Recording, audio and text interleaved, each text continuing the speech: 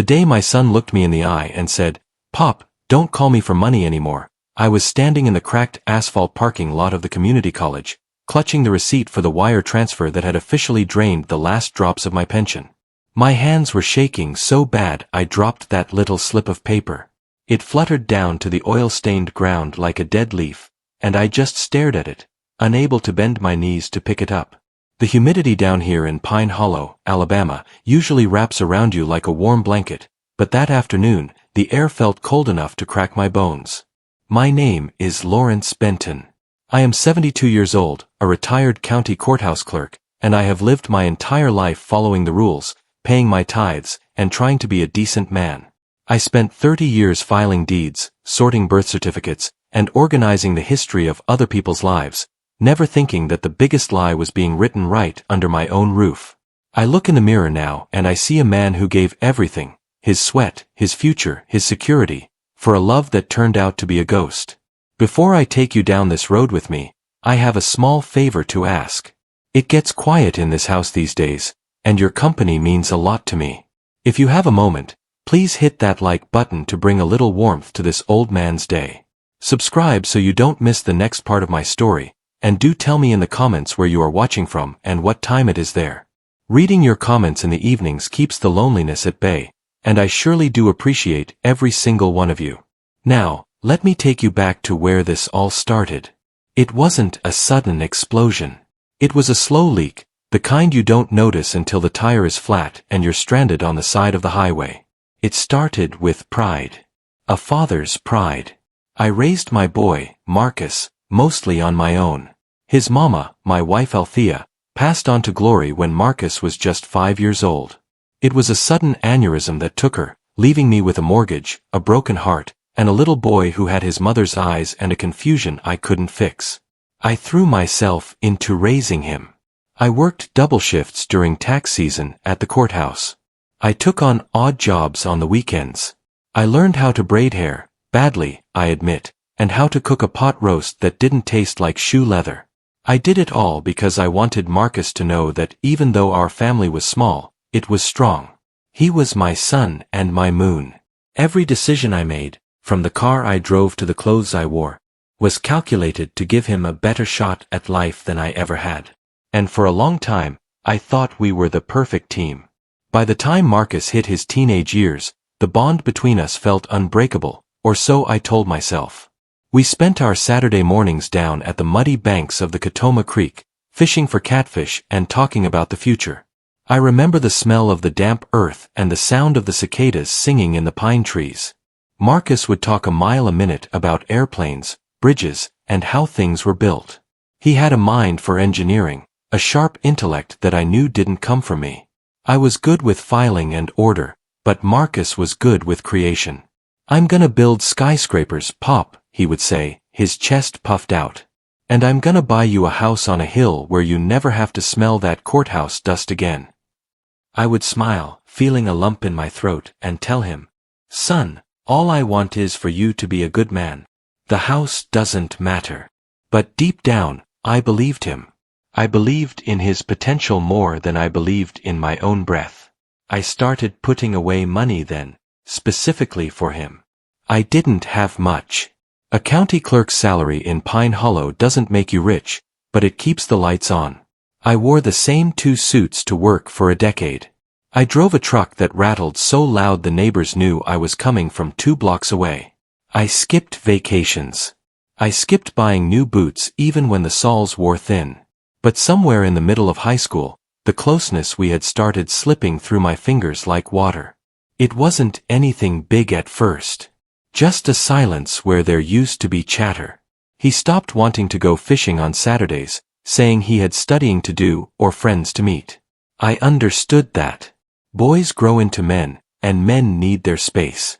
But the way he looked at me started to change. It wasn't the look of a son looking at his father anymore. It was the look of someone looking at a stranger, or worse, a servant. I remember one evening, I came home tired, my back aching from sitting in that wooden chair all day, and I found Marcus in the kitchen. He was on the phone, his voice hushed. When I walked in, he immediately stopped talking and flipped the phone face down on the table. Everything all right, son? I asked, putting my keys in the bowl. Fine, he said, not meeting my eyes. Just homework. You need help with anything? Math. History. No. Lawrence. I got it. He called me Lawrence. Not Pop. Not Dad. Lawrence. It felt like a slap, but I let it slide. I told myself it was just teenage rebellion. I told myself he was stressed about exams. I didn't know that it was the first crack in the foundation of my entire life. When Marcus got into his senior year, the talk of college became the only thing that mattered in our house. He had the grades. He had the ambition. And I had the fear that I wouldn't be able to provide enough to launch him the way he deserved. He came home one afternoon with a thick envelope and a smile that lit up the kitchen. I got in, Pop, he said, waving the letter. University of Virginia. The engineering program. I hugged him, feeling his ribs against mine, thinking about how he used to be small enough to fit in the crook of my arm. I'm proud of you, son. So proud. But later that night, when I sat down at the kitchen table with my reading glasses and the tuition breakdown, my heart sank. The numbers were staggering. It was more money than I had ever seen in one place. Out-of-state tuition, room, board, fees for books and labs. It was a fortune. I looked at my savings account, then at my pension projection. I had been planning to retire at 65, sit on the porch, and maybe travel a little bit to see the Grand Canyon. I did the math 3 times, hoping I was wrong. I wasn't. To make this work, to send him to this specific school he had his heart set on, I would have to delay retirement. I would have to dip into the principal of my pension. I would have to bleed myself dry. Pop, you always told me to dream big, Marcus said the next morning when he saw me staring at the coffee pot, lost in thought. You said nothing should stop a Benton. He was using my own words against me, and he knew it worked. He had that fire in his belly, the kind I wished I had at his age. I looked at his hopeful face, and I saw Althea. I saw the promise I made to her grave that I would take care of our boy. You're right, son, I said, forcing a smile that didn't reach my eyes. We'll make it happen. I went to the bank that Friday. I sat across from Mr. Henderson, the branch manager who I'd known for 20 years. When I told him I wanted to withdraw a significant chunk of my retirement savings, he lowered his glasses. Lawrence, are you sure about this? He asked quietly. You're getting close to the finish line. This leaves you with very little cushion. It's for Marcus, I said, signing the paper. An investment in a child is never a loss, Mr. Henderson. I truly believed that. I signed those papers like a fool in love with his own child, giving away my security for his future. I walked out of the bank feeling lighter, thinking I had done the noble thing. I didn't see the storm clouds gathering on the horizon. The summer before he left was a blur of preparations and tension. My pension withdrawal hit the bank account, and the money started flying out the door as fast as it came in. Laptops, dorm supplies, new clothes because Marcus said he couldn't show up looking like a country bumpkin. I bought it all. I wanted him to walk onto that campus with his head held high, looking like he belonged there just as much as the doctors' and lawyers' sons. But the closer graduation came, the stranger Marcus started acting. The distance that had started in high school turned into a chasm. He spent less and less time at home. When he was home, he was in his room with the door shut. I would hear him talking on the phone late at night, his voice low and intense. Sometimes I would knock, just wanting to say good night, and the silence that followed was heavy. Go to sleep, Pop, he would eventually call out through the wood. I'm busy. I blamed it on nerves. Leaving home is scary. I remembered when I left my parents' house, the mixture of excitement and terror. So I gave him space. I cooked his favorite meals, smothered pork chops, collard greens, cornbread, and often ended up eating them alone while he was out with friends. One evening, I found him in the living room going through an old box of photos I kept under the coffee table. He was holding a picture of me and Althea from before he was born. We were young, smiling, standing in front of our first car. "You look happy here," Marcus said, not looking up. "We were," I said, settling into my armchair. "Your mama was the light of my life." He finally looked at me, and there was a strange, unreadable expression in his eyes. It wasn't sadness, exactly. It was more like calculation. Or maybe pity. "Did you love her? Like, really love her?" he asked. "More than anything," I answered, confused by the question. "Why do you ask?" He shrugged and tossed the photo back into the box. "Just wondering. People settle for things sometimes. They settle for lives they didn't really want." That comment stuck in my craw for days. I wondered what he meant by it. Did he think I had settled? Did he think our life in Pine Hollow wasn't good enough? I chalked it up to him being young and thinking he knew everything about the world. I didn't realize he was testing the waters, poking at a truth I didn't even know existed. When I drove him up to Virginia to drop him off, the silence in the truck was thick enough to cut with a knife. It was an 8-hour drive. I tried to make conversation, pointing out landmarks, talking about how proud I was. Marcus mostly stared out the window, his headphones around his neck, giving one-word answers. "Yeah. Okay. Sure." When we got to the campus, I was overwhelmed. The buildings were brick and ivy, grander than anything in Pine Hollow. Students were rushing around, parents were unloading SUVs. I felt small in my old truck, my work boots looking out of place on the manicured pavement. But I held my head up. I unloaded his boxes, sweating in the August heat, while Marcus stood by and checked his phone. "Let me help you set up the room," I offered, grabbing a heavy box of books. "No, Pop. I got it from here," he said quickly, stepping in front of me. "You should go. It's a long drive back. I just want to see where you'll be sleeping, make sure you're settled," I said, hurt creeping into my voice. "It's fine, really. I want to meet my roommate alone. It's less awkward." Awkward. That was the word. He was ashamed of me. I realized it then, standing there in the parking lot. He didn't want his new sophisticated friends to see his old country father with the calloused hands and the truck that rattled. I put the box down. I wiped the sweat from my forehead with a handkerchief. "All right, son. If that's what you want." I reached out to hug him. He let me, but his arms were stiff. He patted my back twice, the universal signal for let go. "Make me proud, Marcus," I whispered. "Drive safe," he said. And then he turned and walked toward the dormitory without looking back. I drove home alone, the empty cab of the truck echoing with the silence. I stopped at a diner halfway home for coffee because my eyes were blurring with tears I refused to let fall. I told myself it was just growing pains. I told myself that once he settled in, he would realize how much I loved him. I went home to an empty house, sat in my recliner, and stared at the wall.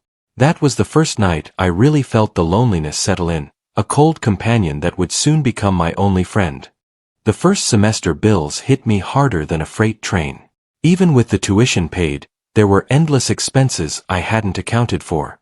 Marcus needed a specific graphing calculator. He needed a meal plan upgrade because the basic one wasn't enough food.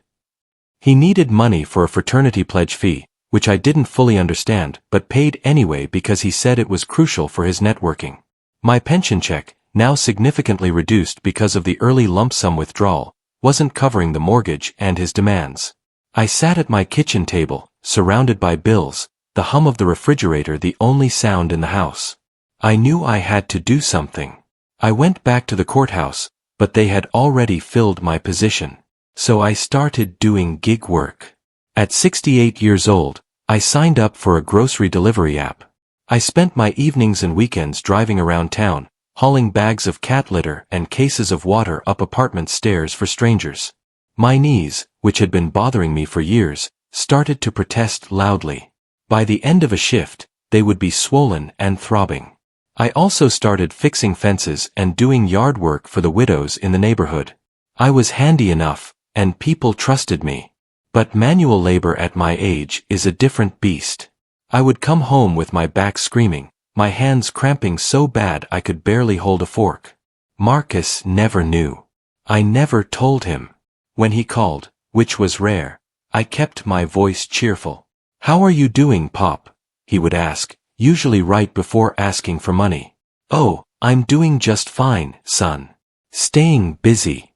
Keeping the yard nice." I didn't tell him I was eating peanut butter sandwiches for dinner so I could send him an extra $100 for his social fund. I didn't tell him that I had canceled my cable TV and lowered the thermostat to save on electricity. I wanted him to focus on his studies, not worry about his old man. "Pop, I need $200 for a textbook," he texted me one Tuesday. "Sent," I replied 2 minutes later, rubbing my aching knuckles. I was buying his future with pieces of my own life, day by day, dollar by dollar. And I convinced myself it was worth it. Because he was going to be an engineer. He was going to build bridges. He was going to be somebody. By his sophomore year, the visits became almost non-existent. He stayed on campus for the summer to take extra classes, he said. I sent money for his summer housing. When I did manage to drive up to visit him during a long weekend, the distance between us had grown from a crack into a canyon. We met for lunch at a cafe near campus. He walked in wearing clothes I hadn't bought, expensive-looking sneakers, a brand-name jacket. "You look good, Marcus," I said, standing up to greet him. "Thanks," he said, sitting down quickly. He looked around the cafe as if checking to see if anyone was watching. When the waitress came, he ordered for both of us without asking me what I wanted. "He'll have the soup," he told her, dismissing her quickly. "I wanted the burger," I said gently. "The soup is cheaper and faster." "I have a study group in an hour," he replied, checking his watch. An hour. I had driven 8 hours to see him, and he had 1 hour. Midway through the meal, a group of students walked by. "Hey, Marcus," one of them shouted. Marcus waved. "Hey guys." "Who's this?" a girl asked, looking at me. Marcus hesitated. Just for a second, but I saw it. "This is Lawrence. He's visiting from back home." Lawrence. Not my father. Not my dad. Just Lawrence. I felt the blood drain from my face. I looked at my soup, suddenly losing my appetite completely. The girl smiled politely and they walked away. "Lawrence?" I asked quietly when they were gone. "It's just easier, okay?" he snapped. "It's complicated to explain everything to everyone." "Explain what?" "That you have a father. You wouldn't understand, Pop. Just drop it." He called me Pop then, but it sounded like an insult. I paid the bill. I always paid the bill. I drove home that night with a heaviness in my chest that felt like a heart attack waiting to happen. I kept telling myself it was just college. Kids get embarrassed. He was trying to fit in with wealthy kids. I made excuses for him because the alternative, that he was ashamed of who I was too painful to accept. The financial demands escalated in his junior year. He wanted to study abroad for a semester in London. "It's essential for global engineering perspectives," he told me over the phone. The cost was astronomical. I looked at my bank account. It was dry. The gig work wasn't enough anymore. I had sold my collection of vintage coins my grandfather gave me. I had sold the second car. I was running out of things to sell. "I don't know if I can swing London, son," I admitted, my voice trembling with shame. There was a long silence on the other end. "Wow. Okay. I guess I'll just be the only one in my class who doesn't go." "Whatever." The disappointment in his voice cut me deep. I couldn't bear it. I walked out to the backyard and looked at the fishing boat sitting under the tarp. It was a 1985 base boat, restored by my own hands and my father's hands before me. It was the one thing I kept that really meant something to my history. I sold it the next day. I got a decent price for it, enough to cover the London trip and a bit more. Watching the new owner tow it away, I felt like I was watching a piece of my soul drive down the street. But I sent the money. You're going to London, I texted him. Thanks, was the reply. No, I love you. No, you're the best. Just, thanks. He went to London. I saw pictures on social media. I had made an account just to follow him, of him in front of Big Ben, him at pubs, him with girls. He looked happy. He looked like a stranger. He never sent me a postcard. He never called from overseas. I told the neighbors, oh yes, Marcus is in Europe. He's so busy with his studies. I lied to protect his image, and maybe to protect my own dignity. The turning point, the moment the doubt really started to fester, happened in his senior year. I hadn't heard from him in 2 weeks. I called and it went to voicemail. I texted, no reply. I was worried sick. Was he hurt? Was he sick? I sat on my front porch, rocking back and forth, staring at my phone. My hands, rough and scarred from years of work, rested on my knees. I looked at those hands and thought about everything they had built, everything they had given. And I felt a cold wind blow through my spirit. Finally, the phone rang. I snatched it up. Marcus. Yeah. What? He sounded annoyed. I've been calling for days. I was worried. I'm busy, Lawrence. Finals are coming up. I can't be chatting all day. I just wanted to know you were alive. I'm alive. Look, I need money for a rental deposit. I'm moving off campus next month. Not a hello. Not an apology. Just a demand. Marcus, I don't have it right now. The boat money is gone. The pension it's tight. Figure it out, he said cold as ice. You're the one who wanted me to go here. And he hung up. I sat there with the phone buzzing in my hand. I stared at the oak tree in the front yard. I had hung a tire swing there when he was 6. I pushed him on it for hours. Higher, Daddy, higher, he used to scream. Where had that boy gone? I went inside and opened a beer. I sat in the dark. That night, for the first time, I didn't try to figure out how to get the money. I just sat there and let the silence wash over me. And in that silence, a small, quiet voice inside me whispered, something is wrong. This isn't just selfishness. This is disconnect. Thanksgiving of his senior year, he actually came home. I was surprised. I thought he would stay at school. I spent 2 days cooking. I made the turkey, the stuffing, the sweet potato pie he used to love. I polished the silverware. I wanted it to be perfect. He arrived late, dropped off by a friend I didn't know. He walked in with a duffel bag, looking around the house like he was inspecting a cheap motel room. Hey, he said, dropping his bag in the hall. Welcome home, son, I said, reaching for a hug. He gave me a quick, one-armed pat and stepped away. The entire weekend, he was a ghost. He sat on the couch texting. He wouldn't look at me. He wouldn't engage in conversation. How are classes? Fine. Have you met any nice girls? Not really. Are you excited to graduate?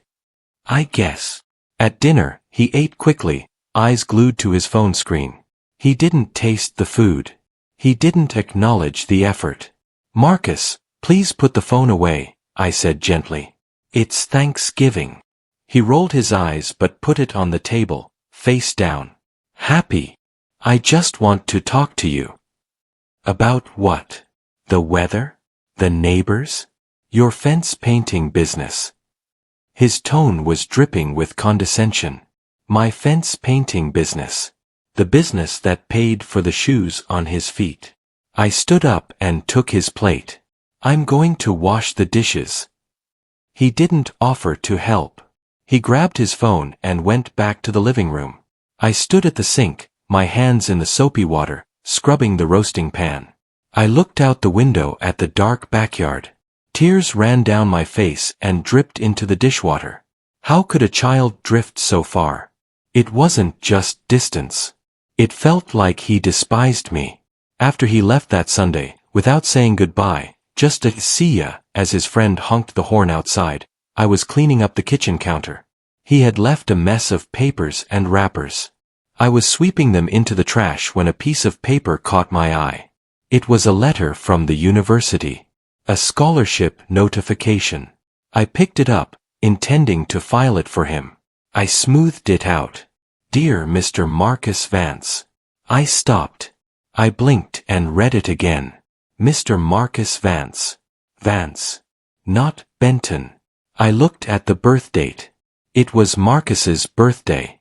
The student ID number matched the one on the bills I paid. But the last name was Vance.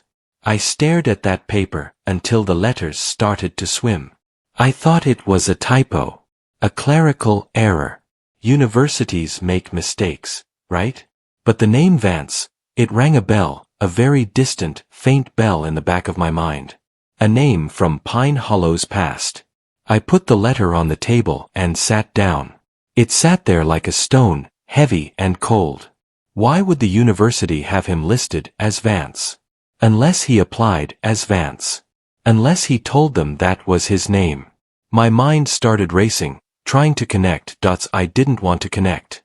I thought about his behavior, the Lawrence, the distance. Was he trying to change his identity? Was he that ashamed of the Benton name? I folded the letter and put it in my pocket. I didn't sleep that night. I lay in bed listening to the house settle, feeling a dread building in my gut that had nothing to do with money. The next week, I started noticing things. Once your eyes are open, you can't close them. I went into his old bedroom, which I had kept exactly as he left it. I opened the closet to look for his high school yearbook, thinking maybe I could find a clue. The shelf where we kept the photo albums was messy. I pulled down the blue album, the one titled, Marcus, Baby Years. I opened it. The first few pages were empty. The photos of him as a newborn were gone. The photos of him in the hospital with Althea were missing. Only the photos from when he was 2 or 3 years old remained. Why would he take his baby photos? I went to the drawer where I kept important documents. Passports, social security cards. I looked for his birth certificate copy. It was there, but it looked fresh, crisp. It was a certified copy issued 2 years ago. Where was the original? The one with the coffee stain on the corner? I sat on his bed, the fresh birth certificate in my hand. It listed me, Lawrence Benton, as the father. But something felt wrong. The air in the room felt stale, like it was holding a secret. I remembered the medical forms from his high school sports physicals. I dug those out of a filing cabinet in the garage. I looked at the blood type. Marcus was type A. Althea was type O. I was type O. I froze. I'm not a biologist, but I worked in a courthouse. I've seen paternity cases. 2 type O parents can only have a type O child. My hands started to shake. I told myself I was remembering wrong. Maybe I was type A. Maybe Althea was. I needed to be sure. I decided to call the pediatric clinic where Marcus went as a child. Old Dr. Evans had retired, but the clinic was still there. I needed to see his vaccination record, I told myself. The college had requested an updated one, a lie I made up to justify the call. "Hello, Pine Hollow Family Medicine," a cheery voice answered. "Yes, ma'am. My name is Lawrence Benton. I'm calling for records for my son, Marcus Benton. Date of birth, July 12, 2002. I heard the clicking of a keyboard. "One moment, Mr. Benton." I waited, twisting the phone cord around my finger. "Sir?" The voice came back, sounding confused. "I don't have a file for a Marcus Benton with that birth date." "That's impossible," I said, my voice rising. "He went there his whole life. Dr. Evans saw him for his broken arm when he was 10. I have a file for a Marcus. Let me see. Marcus Vance? Same birth date. Listed mother Althea Benton." The room spun. I had to grab the edge of the desk to keep from falling out of my chair. Vance. I whispered. Yes, sir. It looks like the name was changed in our system years ago, but the primary file is under Vance. Would you like me to print that? No. I croaked. No, thank you. I hung up. I sat there in the silence of my kitchen, and the world tilted on its axis. Vance. Raymond Vance. I remembered him now. He was a mechanic who lived on the other side of town. He died in a car wreck about 15 years ago. He was a rough man, handsome in a dangerous way. Althea had known him from high school. I went to the garage and pulled down the old rusted metal strongbox from the top shelf. This was where Althea kept her private things. I hadn't opened it since she died. It felt like a violation, but I was past that point now. I pried the lid open. It smelled of lavender and old paper. Inside were recipes, dried flowers, and a stack of letters tied with a blue ribbon. I untied the ribbon. My hands were trembling so violently I nearly dropped the stack. The letters were not from me. My dearest Althea. I can't wait to see you Tuesday. He has my eyes, Althea. You know he does. They were signed, Ray. I read them. All of them. They were dated from the year Marcus was born up until Althea died. They detailed a love affair. They detailed meetings in parking lots and motels. And they detailed the truth about Marcus. Lawrence is a good man, but he isn't his father. You have to tell him, Al. I can't destroy his life, Ray. He loves that boy. He thinks he's his. I dropped the letters on the cold concrete floor of the garage. A sound escaped my throat, a raw, guttural animal noise of pure agony. I collapsed onto a stack of old newspapers, clutching my chest. My wife. My Althea. The woman I worshipped. She had lied to me every single day for 5 years. She had looked me in the face, let me hold that baby, let me name him, let me raise him, all while knowing I was living a lie. I lay on the garage floor for what felt like hours. The cold seeped into my aching back, but I didn't care. I felt hollowed out. Everything I was, a father, a husband, a provider, was a fiction. I thought about the pension, the boat, the overtime, the sacrifices.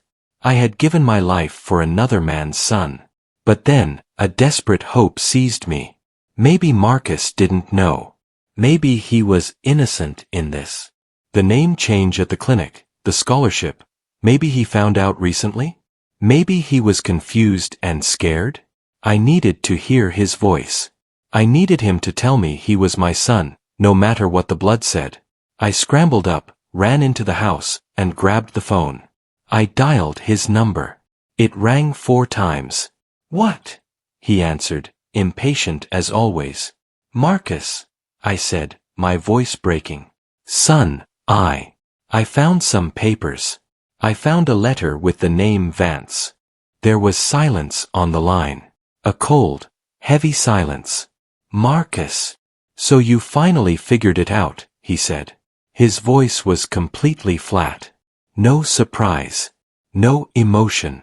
You knew. Yeah, Lawrence. I've known since I was 12.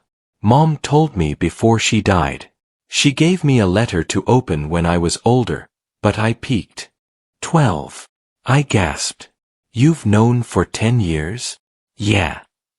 And you never told me? You let me sell everything? You let me work myself to the bone. I didn't ask you to do that, he snapped. You wanted to play the hero, Dad. That's on you. The cruelty of it took my breath away. Play the hero? I loved you.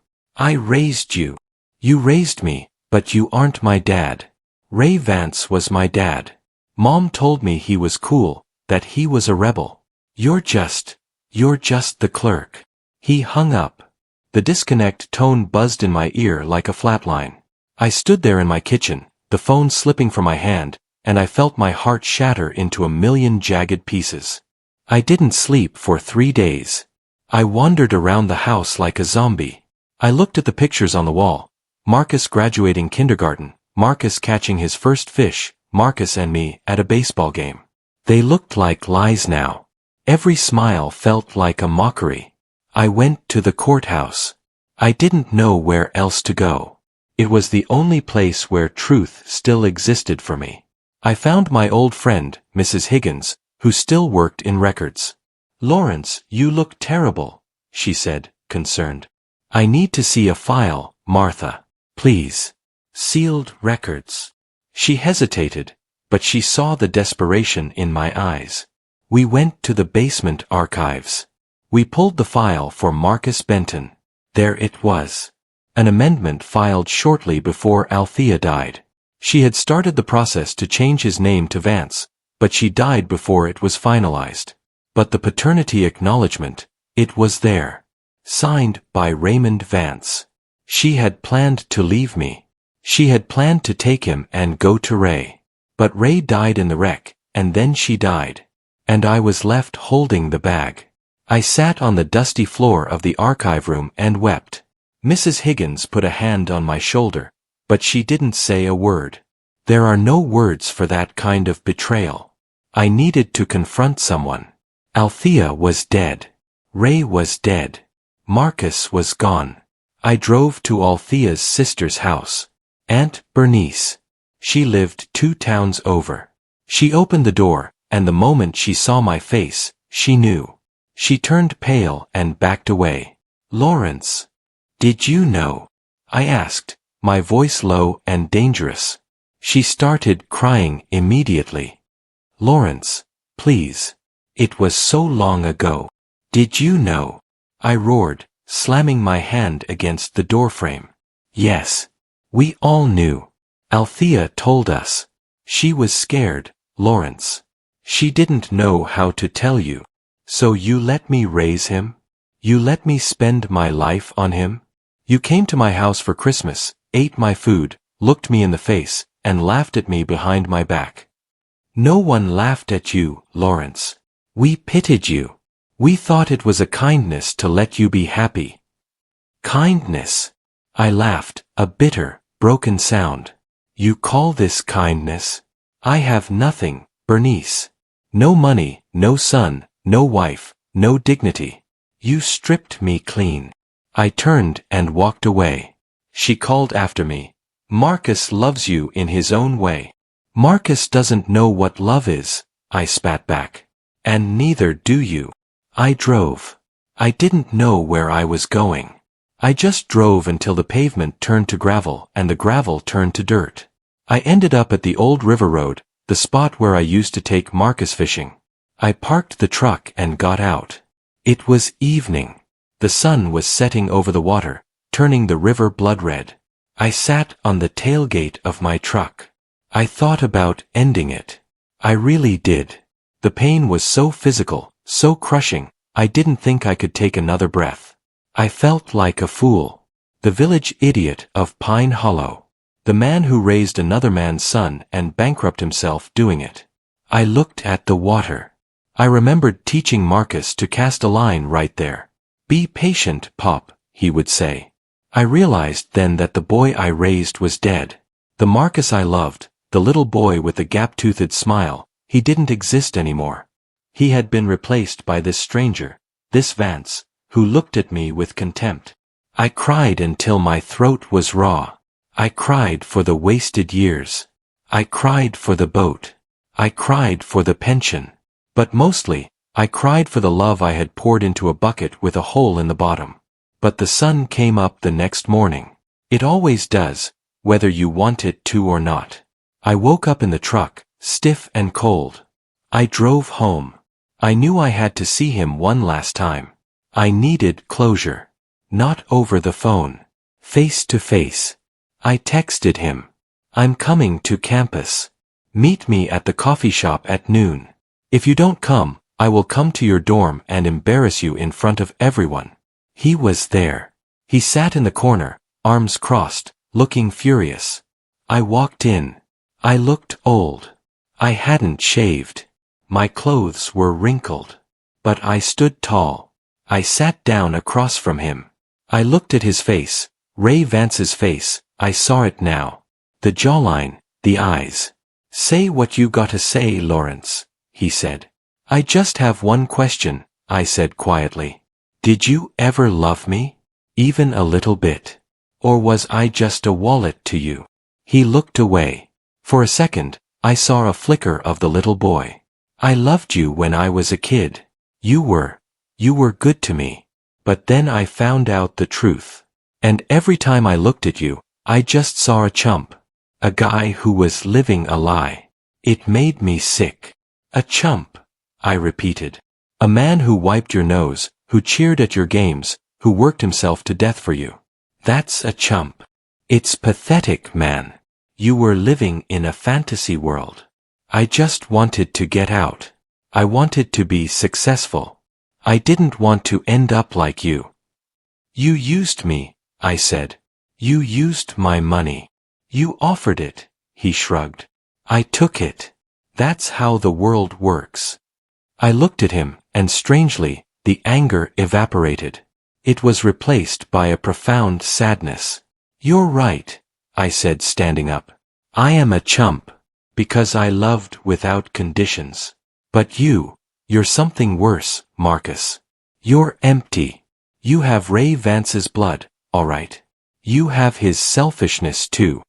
I put a $20 bill on the table. Lunch is on me. One last time. I walked out. He didn't call me back. The drive home was the longest of my life. But with every mile, I felt a little lighter. The secret was out. The worst had happened. I had lost everything, and I was still standing. I got home, and the house was silent. But it wasn't the scary silence anymore. It was just peace. I started cleaning. I took down the photos. I packed up his room. I put everything in boxes, the trophies, the clothes, the toys. I taped them up and put them in the garage. I didn't throw them away. I wasn't that strong yet. But I got them out of my sight. I went to the backyard and looked at the empty spot where the boat used to be. It hurt. God, it hurt. But I told myself, Lawrence, you are still here. I started looking for work. Real work. I went back to the courthouse and begged for a job. Any job. We have a part-time opening in the mailroom, Mrs. Higgins said gently. It's minimum wage, Lawrence. I'll take it, I said. So, at 70 years old, I started working in the mailroom of the building where I used to be the clerk. It was humbling. People whispered when I walked by. That's Lawrence Benton. Sad story. I held my head high. I did my work. I sorted the mail. I paid my bills. It's been 2 years since that day in the coffee shop. I'm 72 now. My knees still ache, and my hands still shake sometimes. I live a quiet life. I have my garden. I have my church. I haven't heard from Marcus. I heard through the grapevine, Aunt Bernice, who I eventually started speaking to again, briefly, that he graduated. He got a job in Chicago. He's an engineer. He's building his skyscrapers. He never paid me back. Not a dime. My pension is gone. I live on Social Security and my mailroom wages. I eat simple food. I don't travel. But I learned something. It took me a long time, but I learned it. Blood is biology. It's DNA. It's medical history. But fatherhood is the nights you stay up when they have a fever. It's the lessons you teach. It's the sacrifices you make. I was a father. I was a damn good father. The fact that Marcus couldn't receive that love, or value it, that's his failure, not mine. My love wasn't wasted because it made me who I am. It made me a man capable of sacrifice. Sometimes, I sit on my porch in the evenings and watch the sun go down over Pine Hollow. The cicadas still sing. The air is still heavy and sweet. I think about Althea. I've forgiven her, mostly. She was a frightened woman who made a mistake and got trapped in a lie. I don't hate her anymore. Hate is too heavy to carry when you're old. I think about Marcus. I pray for him. I pray that one day, maybe when he has a son of his own, he'll understand. He'll realize that being a chump who loves blindly is better than being a success who feels nothing. I am not rich. I don't have a boat. I don't have a legacy to leave behind in the form of buildings or money. But I have my truth. I have my dignity. Folks in town still look at me with pity sometimes. They see the old man sorting mail. They don't know the storm I walked through. They don't know that I survived the destruction of my own world. I've made new friends. There's a widow named Clara who lives down the street. She brings me peach cobbler. We sit and talk. She knows my story.